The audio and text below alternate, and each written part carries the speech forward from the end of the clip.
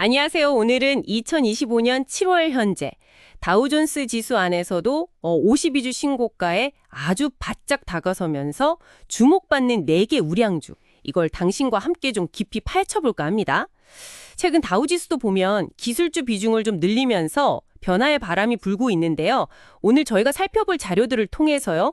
이 엔비디아, 마이크로소프트, 허니웰, 그리고 아메리칸 익스프레스 이 4기업이 왜 지금 시점에서도 여전히 매력적인 투자 대상으로 꼽히는지 그 숨겨진 힘을 한번 찾아보겠습니다.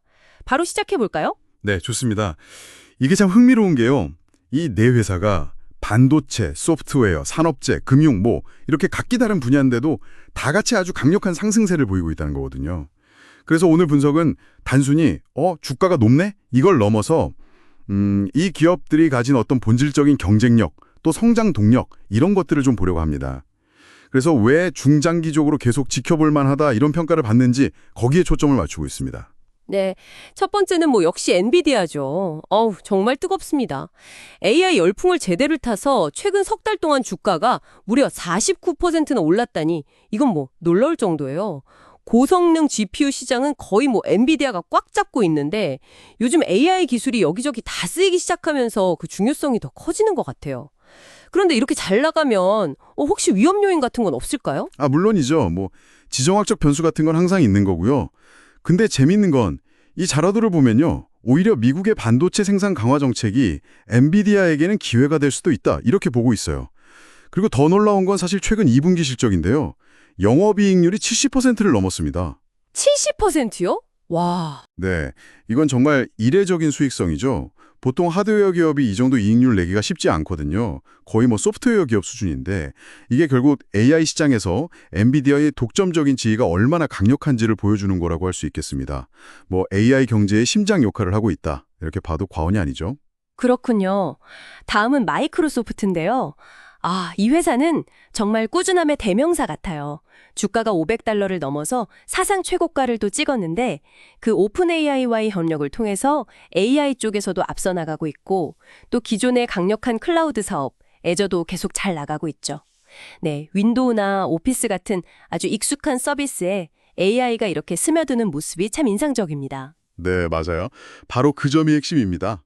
기존의 그 막강한 소프트웨어 생태계에 AI를 통합시키면서 사용자들을 더 깊숙이 묶어드는 거죠. 락인 효과라고 하죠. 그리고 서비스 확장성까지 같이 높이고 있다는 분석이거든요.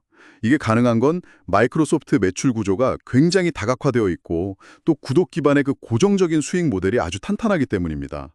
그래서 거시경제가 좀 흔들려도 상대적으로 덜 흔들리는 모습을 보이죠.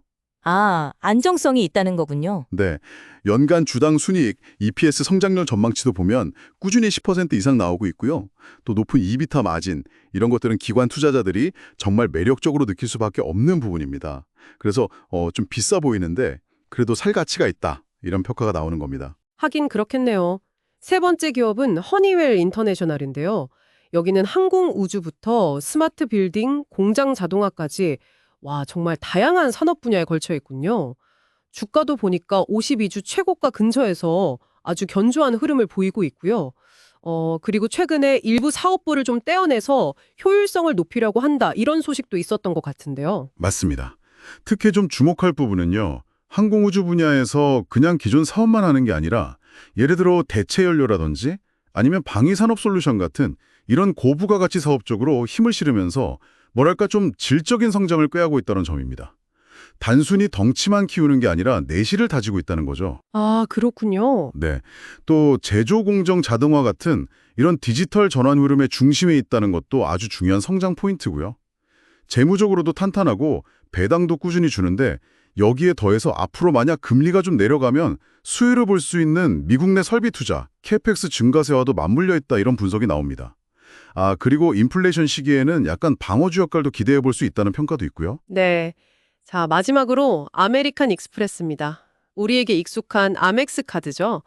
아무래도 이제 금리 인상 사이클이 거의 끝나간다는 기대감, 그리고 소비 심리가 좀 회복되면서 실적이 좋아질 거라는 전망이 많네요. 특히 다른 카드사들과는 다르게 고신용 프리미엄 고객에 딱 집중하는 전략, 이게 참 눈에 띕니다. 네, 바로 그 프리미엄 전략이 아멕스의 핵심 경쟁력이라고 할 수 있습니다. 여행이나 호텔 같은 특정 분야에 특화된 리워드 프로그램을 통해서 확보한 고소득층 고객들의 충성도가 어마어마하거든요. 덕분에 연체율은 낮게 유지하면서 수익성은 높게 가져갈 수 있는 거죠. 실제로 2분기 실적도 보니까 시장 예상을 웃돌았고요. 레저나 출장 수요 회복이 긍정적인 영향을 계속 주고 있습니다.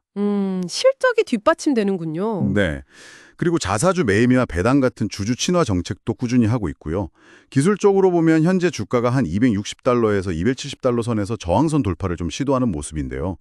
만약 미국 소비가 계속해서 회복세를 보인다면 꾸준한 성장이 기대되는, 그러니까 가치와 성장을 겸비한 주식이다, 이렇게 평가받고 있습니다. 네, 오늘 살펴본 네 기업 모두 각자의 영역에서 확실한 강점을 보이면서 52주 신고가 근처에서 좋은 힘을 보여주고 있다는 공통점이 있네요. 자, 그렇다면 이 모든 분석들이 당신에게 시사하는 바는 무엇일까요? 네.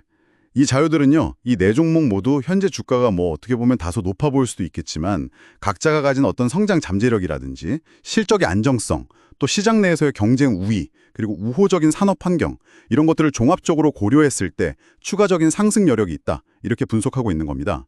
그러니까 너무 단기적인 시각으로 접근하기보다는 거시경제가 점차 정상화되고 또 기업 실적이 계속 뒷받침될 거라는 어떤 믿음을 바탕으로 중장기적인 관점에서 핵심 보유자선으로 편입하는 것을 고려해 볼 만한 그런 우량주들이다, 이런 시각을 제시하고 있다고 보시면 되겠습니다. 네, 오늘 저희와 함께 이 네 가지 다우존스 우량주에 대해서 아주 깊이 있는 이야기를 나눠주셔서 감사합니다. 마지막으로 당신께 이런 질문을 한번 던져보고 싶습니다.